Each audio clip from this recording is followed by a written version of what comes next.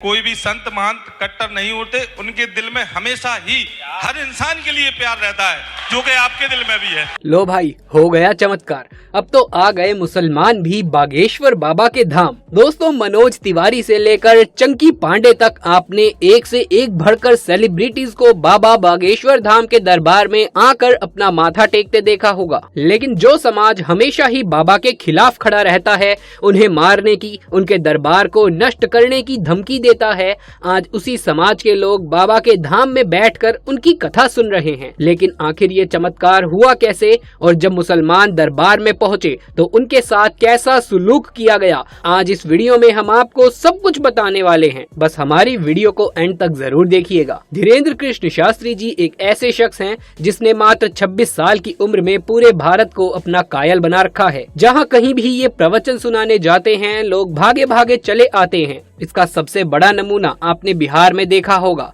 बाबा बागेश्वर धाम सरकार का प्रवचन सुनने के लिए अभी हाल ही में दोस्तों इतनी बड़ी संख्या में लोग आए कि जहां पर दरबार सजा था उसके 10 किलोमीटर दूर तक की सड़कें भी जाम पड़ गई। लोगों को जाने की जगह भी नहीं मिल रही थी। लोगों की संख्या दरबार में इतनी ज्यादा हो गई थी कि बाबा को खुद हाथ जोड़कर लोगों से ये कहना पड़ा कि आप अपने घर में रहकर टीवी पर कार्यक्रम देख लें, क्योंकि दरबार में इतने सारे लोगों को इकट्ठा करना नामुमकिन सा था। ऐसे में जाहिर सी बात है कि आजकल बड़े बड़े फिल्मी सितारों की फिल्में जो थिएटर में आती हैं और चली जाती हैं, लोग इन फिल्मों की तरफ झांकना भी पसंद नहीं करते। लेकिन एक 26 साल का व्यक्ति सिर्फ कथा सुनाकर इतने सारे लोगों को इकट्ठा कर लेता है, ये सच में किसी चमत्कार से कम नहीं है। हालांकि बाबा बागेश्वर धाम की कथा और उनके चमत्कारों को लेकर कई सारे सवाल उठते रहते हैं। लोगों ने बहुत सी बातें भी कही हैं। बाबा अपनी शक्तियों का दुरुपयोग करते हैं, लोगों को बहकाते हैं, फुसलाते हैं, उनसे झूठ बुलवाते हैं। लेकिन दोस्तों, जितनी बार लोगों ने बाबा के ऊपर उंगली उठाई है,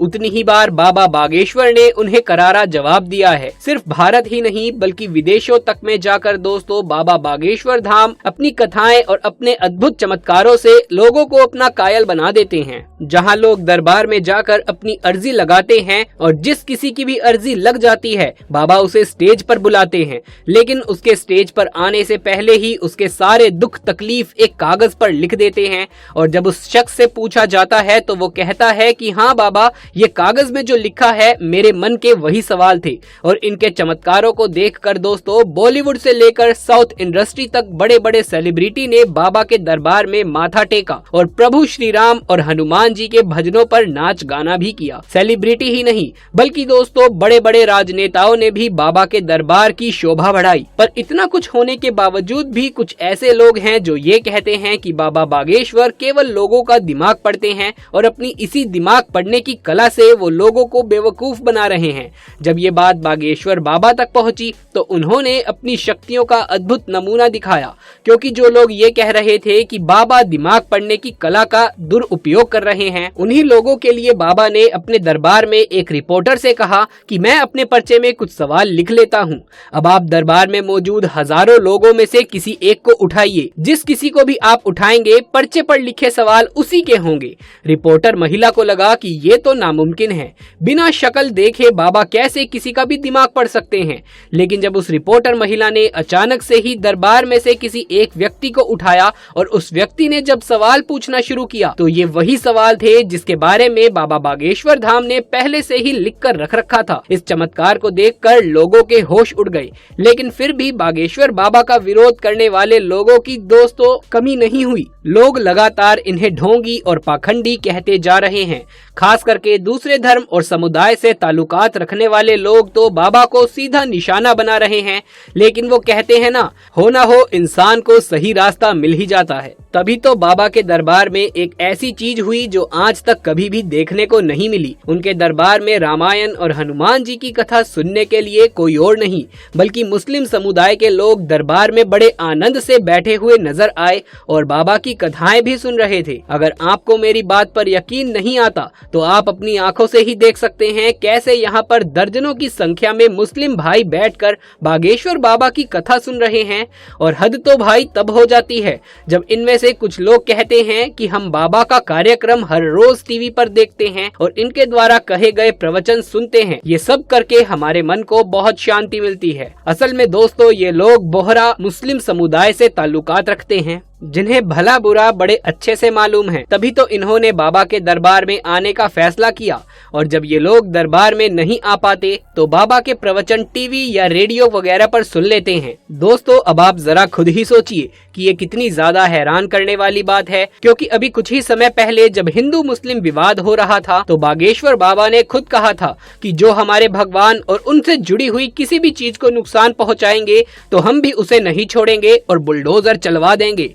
इस बात को बाबा स्वीकार भी करते हैं कि हमारे ईश्वर हमारे माता पिता हैं और अगर कोई हमारे माता पिता के ऊपर आंख उठाकर देखेगा तो हम बर्दाश्त नहीं करेंगे। जब बागेश्वर बाबा ने ये बात कही तो हिंदू मुस्लिम विवाद और भी ज्यादा बढ़ गया। कुछ लोग इनके विरोध में आ गए और कुछ लोग बड़ी संख्या में बाबा बागेश्वर धाम का समर्थन करने लगे। यहाँ तक कि जब बाबा बागेश्वर धाम बिहार गए तो लालू प्रसाद यादव के बेटे ने ये तक कह दिया कि अगर धीरेन्द्र कृष्ण शास्त्री जी हमारे यहाँ आकर हिंदू मुस्लिम विवाद खड़ा करेंगे, दोनों धर्मों को आपस में लड़ाएंगे तो हम उन्हें एयरपोर्ट से ही भगा देंगे। यानी कि बागेश्वर बाबा को बिहार ना जाने की खुली धमकी मिली थी, सिर्फ और सिर्फ इसीलिए क्योंकि वो हिंदू धर्म और उससे जुड़ी मान्यताओं पर सच्चा विश्वास रखते हैं।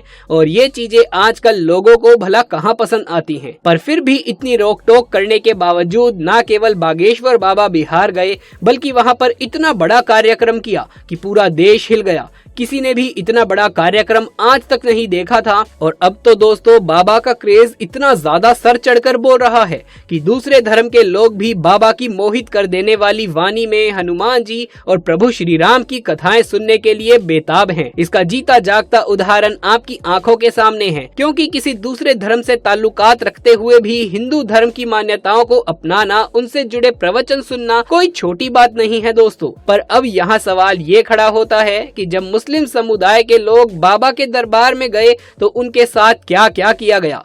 फ्रेंड्स, सबसे पहले तो आपको बता दें कि बाबा के दरबार में सभी का पूरे दिल से स्वागत है। जो कोई भी मन से बाबा के प्रवचन सुनने के लिए तैयार है, बाबा उसे कभी भी दरबार में आने से मना नहीं करते हैं, उल्टा उनका स्वागत किया जाता है। और ऐसा ही कुछ इन मुस्लिम भाइयों के साथ भी किया गया। इनके बैठने के लिए अच्छी व्यवस्था की गई, इनका पूरा ख्याल रखा गया और बागेश्वर बाबा ने खुद दरबार में बैठे मुस्लिम भाइयों को संबोधित करते हुए ये कहा कि दुनिया को लगता है कि हम आपके रिएक्शन में रहते हैं, लेकिन हम तो एक्शन में रहते हैं भाई। हमें तो आपसे कोई गिला शिकवा नहीं है। हमारा तो मकसद ही देश में प्रभु श्री राम और हनुमान जी की भक्ति को फैलाना है, ताकि लोग ईश्वर से जुड़कर नेकी की तरफ आगे बढ़ सके। धीरेन्द्र कृष्ण शास्त्री जी ने कहा कि अधजल गगरी छलकत जाए, यानी कि आधा ज्ञान हमेशा उबलता रहता है। इंसान को लगने लगता है कि उसे सब कुछ ज्ञात हो गया है और इस तरीके के लोग बहुत ही बुरे काम करते हैं। लेकिन जिन लोगों को पूरा ज्ञान हो जाता है वो सभी तरह के विचारों को अपने मन से हटाकर ईश्वर की भक्ति में लग जाते हैं। और बाबा का उद्देश्य भी यही कहना था कि जो लोग दूसरों का बुरा सोचते हैं, मन में छल कपट रखते हैं, ईर्ष्या करते हैं, वो कभी भी सुखी नहीं रहते हैं। उनका मन हमेशा ही विचलित रहता है। लेकिन जो लोग ईश्वर में अपना मन लगा लेते हैं, भगवान को अपना साथी समझ लेते हैं, उन्हें कभी कोई तकलीफ नहीं होती। और शायद बागेश्वर बाबा इस चीज का जीता जागता प्रमाण है, क्योंकि 9 साल की छोटी सी उम्र में जब बच्चे को भगवान शब्द का मतलब भी ठीक से नहीं मालूम होता, तभी से ये हनुमान जी की भक्ति में लीन हो गए थे।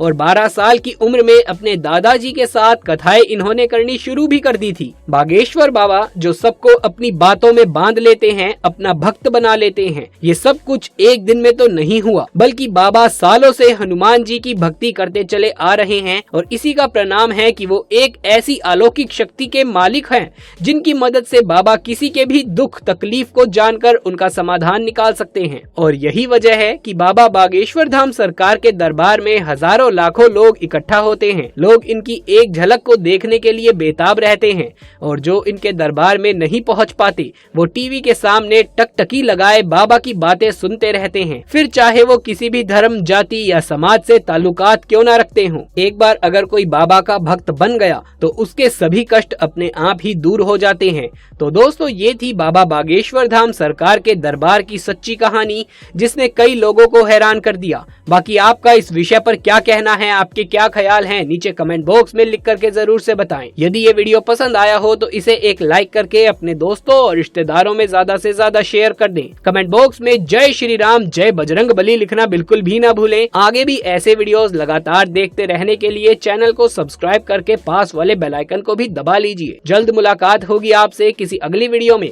तब तक के लिए आप सभी का धन्यवाद।